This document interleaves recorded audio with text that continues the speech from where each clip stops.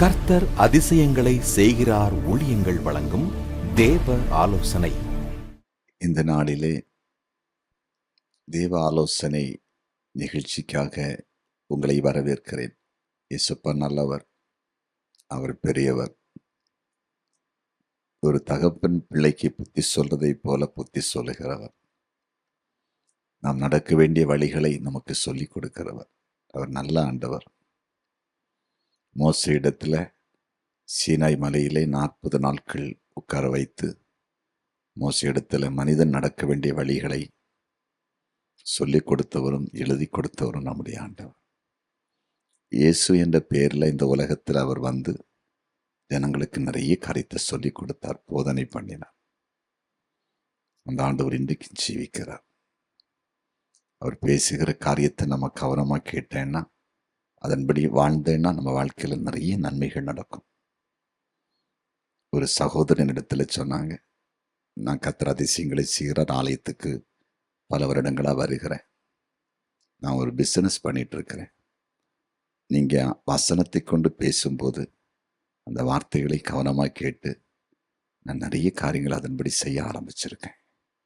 என் வாழ்க்கையில் ரொம்ப மேன்மையாய் கர்த்தர் என்னை எல்லா காரியத்திலும் வைத்திருக்கிறார், இன்னும் மேன்மைப்படுத்தி கொண்டே இருக்கிறார் என்று சொன்னார்கள். எவ்வளோ பெரிய சாட்சி! ஆம், கர்த்தர் பேசும்போது கேட்போம், அதன்படி வாழ அர்ப்பணிப்போம், முயற்சிப்போம், வாழுவோம், பெரிய காரியத்தை செய்வார். இன்றைக்கு தேவ ஆலோசனைக்காக தெரிந்து கொண்ட வேத பகுதியை வாசிக்க கேட்போமா? 1 நாளாகமம் 15வது அதிகாரம் 12-15 வசனங்கள். 12-15 வசனங்கள். அவர்களை நோக்கி, லேவியரில் நீங்கள் பிதாக்களுடைய சந்ததிகளின் தலைவர்.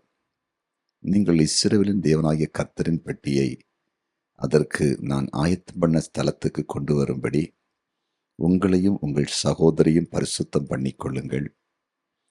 முதலில் நீங்கள் அதை சுமக்காதபடியினாலும் நாம் நம்முடைய தேவனாகிய கர்த்தரை நியாயமானபடியே தேடாதே போனபடியினாலும் அவர் நமக்குள்ளே அடிவிழ பண்ணினார் என்றான். ஆசாரியரும் லேவியரும் இஸ்ரவேலின் தேவனாகிய கர்த்தரின் பெட்டியை கொண்டு வர தங்களை சுத்தம் பண்ணி கொண்டார்கள். பின்பு லேவி புத்திரர் கர்த்தருடைய வார்த்தையின்படியே மோசே கற்பித்த பிரகாரம் தேவனுடைய பெட்டியை அதன் தண்டுகளினாலே தங்கள் தோள் மேல் எடுத்து கொண்டு வந்தார்கள். தாவீது தேவனுடைய பெட்டியை, அதாவது ஆண்டவருடைய வார்த்தையும் ஆண்டவருடைய சாட்சியும் வைக்கப்பட்டிருந்ததான அந்த பெட்டியை தாவீது தன்னுடைய நகரத்துக்கு கொண்டு வருவதற்கு தீர்மானித்த பொழுது, அதை சுமந்து கொண்டு வருவதற்கு லேவி புத்திரரை ஒழுங்கு பண்ணுகிறான். ஒழுங்கு பண்ணிவிட்டு அவரிடத்திலே தாவீது சொன்ன காரியம், கர்த்தருடைய பெட்டியை சுமந்து கொண்டு வருகிற நீங்கள் உங்களை முதலாவது பரிசுத்தம் பண்ணிக்கொள்ள வேண்டும், சுத்தம் பண்ணிக்கொள்ள வேண்டும், உங்களை சுத்திகரித்து கொள்ள வேண்டும். பரிசுத்தம் பண்ணாம அதை நீங்கள் சுமந்து விடக்கூடாது என்று அவர்களை பரிசுத்தம் பண்ணி கொள்வதற்கு ஆலோசனை கொடுக்கிறார். புரிந்து கொண்டீர்களா? பரிசுத்தம் என்றால் என்ன? அதாவது இன்றைய தேவ ஆலோசனையின் தலைப்பு பரிசுத்தம் பண்ணிக்கொள்ளுங்கள். பரிசுத்தம் பண்ணிக்கொள்ளுங்கள். பரிசுத்தம் என்றால் என்ன? நம்முடைய வாழ்க்கையில் இருக்கிற குற்றங்கள், குறைகளை களைவது, அதான் பரிசுத்தம் பண்ணிக்கொள்வது. நாம் கிறிஸ்துக்குள் வரும் பொழுது, இயேசுவிடத்தில் வரும் பொழுது மனம் திரும்புகிறோம். முதலாவது மனம் திரும்புகிறோம். மனம் திரும்புதல் என்றால், நாம் ஏதோ ஒரு ரூட்ல போயிட்டு இருந்தோம் தேவன் அற்றவர்களாக, அந்த ரூட்டை மாற்றி தேவன் பக்கமாய் திரும்பினோம். அந்த நாட்களில் நம்மிடத்தின் சில குற்றங்கள், குறைகள் நம்மை விட்டு அகன்று போனது, அகற்றப்பட்டது. ஒரு புதிய வழியிலே, புதிய மார்க்கத்திலே இயேசுவுக்கு நேராக நம்ம கடந்து வந்தோம். ஆனால் நாம் மனம் திரும்பி விட்டோம், இயேசுவிடத்திலே வந்து விட்டோம் என்று உடனே நம்முடைய எல்லா குற்றங்களும், குறைகளும் நம்மிடத்தில் தெரியாமல் மறைந்து கிடக்கிற எல்லா பாவங்களும் உடனே நம்மை விட்டு அகன்று போய்விடாது. ஒரு தடவை ஒரு குடும்ப என்னிடத்தில் பேசினார்கள். நாங்கள் இயேசுவை ஏற்றுக்கொண்ட குடும்பம், ஆண்டவரை ஆராதிக்கிறவர்கள், ஊழியங்களை செய்கிற குடும்பம், ஊழியர்களை தாங்குகிற குடும்பம். ஆனால் எங்கள் வாழ்க்கையில் நாங்கள் 100% கரெக்ட் ஆகிட்டோம் அப்படின்னு நாங்கள் நினச்சிட்டு இருந்தோம். ஆனால் அப்படிதான் நாங்கள் வாழ்ந்துட்டு இருந்தோம். எங்கள் வாழ்க்கையில் நிறைய போராட்டங்கள் இருந்துச்சு. ஆனாலும் எதனாலும் எங்களால் கண்டுபிடிக்க முடியலை. ஆனால் நாங்கள் 100க்கு 100 சரியாகத்தானே இருக்கிறோம் என்று நாங்கள் நினைத்து கொண்டோம். ஆனால் ஒரு நாள் நீங்கள் பேசின கர்த்தருடைய வார்த்தை நாங்கள் கேட்டோம். உங்களிடத்திலே பெருமை இருக்கிறது. அதாவது அன்றைக்கு ஒரு செய்தியில் ஒரு சாட்சி சொல்லும்போது சிலர் தாங்கள் பெரிய ஆள் என்று காண்பிப்பதற்கு தாங்கள் பிரயாணப்படுகிற வாகனத்தை கூட நிறைய பேர் நிற்கிற இடத்துல கொண்டு பந்தாவா இறங்கி அப்படியே தன்னை ஒரு பெரிய ஆளாய் காட்டி கொண்டு போவார்கள். இது அநேகர் அறியாம தான் செய்கிறாங்கன்னு சொல்லி செய்தியில ஆண்டுடைய வார்த்தைக்கு ஊடாக அந்த வார்த்தை வந்திருக்கிறது. இது அவங்க கவனமாக கேட்டிருக்காங்க. அப்போ ஆவியானவர் பேசினாரா, இந்த கேரக்டர் உங்கள்கிட்ட இருக்குதில்ல, உன்கிட்ட இருக்குதில்ல, நீ பொதுவாகவே காரில் உனக்கு ரொம்ப விருப்பம். நீ காரை எந்த இடத்துக்கு கொண்டு போனாலும் 4 பேர் நிற்கிற இடத்துல உன் ஃபேமிலி மெம்பர்ஸாக இருக்கலாம், ஃப்ரெண்ட்ஸாக இருக்கலாம், பொதுவான இடமா இருக்கலாம், நீ 4 பேர் பார்க்கணுங்கிறதுக்கு ஏற்றபடி தான் காரில் போய் இறங்குவேன், அந்த காரை பார்க் பண்ணுவேன், உனக்கு தெரியுதா அப்படின்னு சொல்லி ஆண்டவர் கேட்டாராம். உடனே அன்னைக்கு முழங்கால் படிட்டு ஒப்பு கொடுத்தாங்களாம், என்னை மன்னிங்க ஆண்டவர், இந்த கேரக்டர் என்கிட்ட இருக்குது. ஆனால் அதிலிருந்து அவங்க வெளியே வர்றதுக்கு பல நாட்கள் செபித்தாங்களாம். புரிந்து கொண்டீர்களா?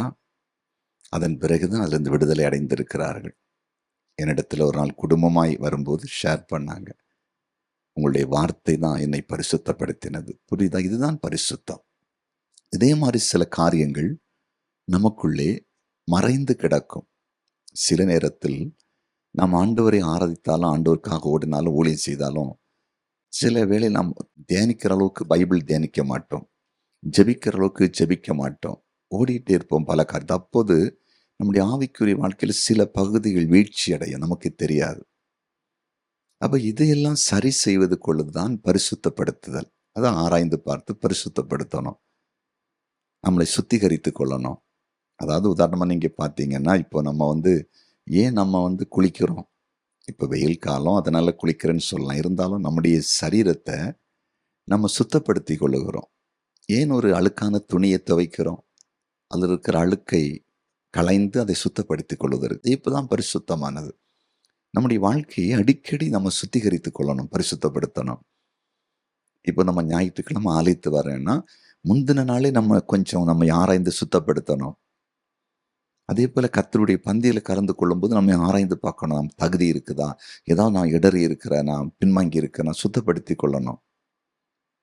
இதை நம்ம ஆராய்ந்து பார்த்து நம்மை பரிசுத்தப்படுத்தாமல் இருந்தால் நம்ம துணிகரமாக பாவங்களை செய்து பின்வாங்கி போய் தேவ பிரசன்னத்தில் வந்துடும், தேவன் விலகிடுவார். இதை நம்ம ஆராய்ந்து பார்க்கிற அனுபவங்கள்.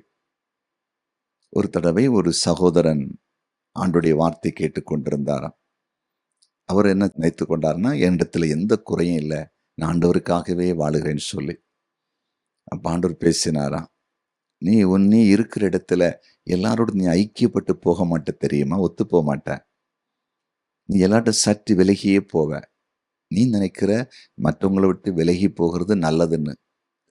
அதாவது நீ அது வேலை செய்கிற இடம், நீ பணி செய்கிற இடம். நீ எல்லாரும் விட்டு ஒதுங்கும்போது அதனால உன்கிட்ட எல்லாருமே என்ன செய்கிறாங்க? பகையை உண்டாக்கி கொள்றாங்க. அது மட்டும் இல்லை, நீ அவர்களை ஆதாயப்படுத்த முடியலை. சில இடங்கள் அப்படி போகக்கூடாது. சில காரியத்தை கற்றுக் கொடுத்தாராம். ஏன்னா அவர் ஏன் போனார்? பரிசுத்தம் கிடையாது இல்லை, நம்ம ஒரு பெரிய ஆள் அப்படின்னு அப்படி அந்த மிங்கிள் ஆகி அந்த டீமில் இணைஞ்சு செயல்பட அனுமதிக்க மாட்டாராம். கர்த்தர் சுட்டிக்காண்டார், அந்த குற்றம் அவன்கிட்ட இருக்குது.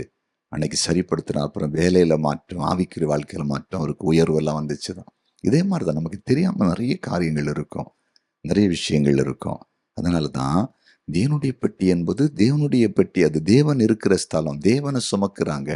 உடன்படிக்கை பெட்டி மேல கர்த்தருடைய மகிமை இருந்துச்சு, கிருபை இருந்துச்சு. அதை சுமக்கிறவங்க எப்படி பரிசுத்தமா இருக்கணும்? புரிந்து கொண்டீர்களா? எனக்கு பைபிளை சுமக்கிறோம், ஆண்டுடைய வார்த்தையை சுமக்கிறோம், அவருடைய பிரசன்னத்தை சுமக்கிறோம். ஆவியானவர் நமக்குள்ள வாசம் செய்கிறாரு. நம்ம அவரை சுமக்கிற பாத்திரங்கள். நம்ம எப்படி பரிசுத்தம் பண்ணிக்கொள்ளணும்? இங்க யோசுவா 3வது அதிகாரத்துல போய் வாசித்து பாருங்க. அந்த அதிகாரத்துல உடன்படிக்கை பெட்டியை யோர்தானை தாண்டி கொண்டு செல்வதற்கு ஆண்டவர் யோசுவா இடத்துல சொல்றாரு. எப்படின்னா, அந்த யோர்தானை நீங்க உடன்படிக்கை பெட்டி சுமந்து கொண்டு போகும்போது, ஆசாரியர்கள் கால் வைக்கும்போது அந்த தண்ணி பின்னால போகும், ஒரு அற்புதத்தை செய்வேன்னு சொல்லிட்டார். ஆனா என்ன சொன்னார் தெரியுமா? முதலாவது அதை சுமக்கிற எல்லாரையுமே பரிசுத்தம் பண்ணிக்கொள்ள சொல்லு. இன்றைக்கு பரிசுத்தம் பண்ணிக்கொள்ள சொல்லு. நாளைக்கு ஆண்டவர் அற்புதம் செய்வார். புரிந்து கொண்டீர்களா? நாளைக்கு அற்புதம் செய்வார். பரிசுத்தம் பண்ணி கொண்டு தான் அந்த பெட்டியை சுமந்தாங்க. யோர்தான் பின்னால போயிடுச்சு. இன்னைக்கு ஏன் தெரியுமா நம்ம வாழ்க்கையில நிறைய பிரச்சனைகளுக்கு முடிவு வரல? நம்ம சுமக்கிறோம், ஆண்டவரை சுமக்கிறோம், வார்த்தையை சுமக்கிறோம், ஊழியத்தை செய்கிறோம். நம்ம புறஜாதிகளைப் போல, தேவனை அறியாத மக்களைப் போல வாழ்ந்து கொண்டு சுமக்கிறோம். ஆண்டவரால் இதையும் செய்ய முடியவில்லை. அதனாலதான் தாவீது சொல்றாரு, நீங்க தேவனுடைய பெட்டியை சுமக்க போறீங்கப்பா. அது ஓபேத்ஏதோமுடைய வீட்டில் அந்த பெட்டி இருக்கும்போது அந்த 3 மாசத்துல அவனுடைய வீடு எல்லாம் ஆசீர்வாதமா இருந்துச்சுதப்பா. அவ்வளோ அது பிரசன்னம் நிறைந்தது, மகிமை நிறைந்தது. அதை நம்ம சும்மா ஏனோ தானோன்னு கொண்டு வரக்கூடாதுப்பா. நம்ம வாழ்க்கையில கொஞ்சம் சுத்தம் பண்ணணும், பரிசுத்தம் பண்ணணும் அப்படின்னு அதுக்கு முதலிடம் கொடுக்கிறாரு. புரிந்து கொண்டீர்களா? நம்ம கர்த்தரை கூடி ஆராதிக்கும் போது எவ்வளவு பரிசுத்தம் நமக்கு தேவை. நம்ம ஆண்டவர் பரிசுத்தம் உள்ளவர் அல்லவா? வேதம் என்ன சொல்லுகிறது? நான் பரிசுத்தரா இருக்கிறபடியால் நீங்களும் எனக்கு ஏற்ற பரிசுத்தம் என்று சொல்லி இருக்கிறார்ல. பரிசுத்தம் இல்லாமல் தேவனை தரிசிக்க முடியாதுன்னு சொல்லி இருக்கிறார் அல்லவா? புரிந்து கொண்டீர்களா? நம்மை பரிசுத்தம் பண்ணிக்கொள்ளும். ஒவ்வொரு நாளும் பரிசுத்தம் பண்ணணும். ஒவ்வொரு நாளும் தேவனுடைய பாதத்துல வருவதற்கு முன்பாக அல்ல, வந்தவுடன் நம்மை பரிசுத்தம் பண்ணிக்கொள்ளணும். ஆண்டவரை முதல்ல நல்லா துதிக்கணும், அப்புறம் பாவ அறிக்கை பண்ணணும், அப்புறம்தான் ஜெபிக்கணும். அதான் முதல்ல துதி. கர்த்தர் நன்மை நினைச்சு கர்த்தருடைய நாமத்தை சொல்லி சொல்லி சொல்லி துதிக்கணும்.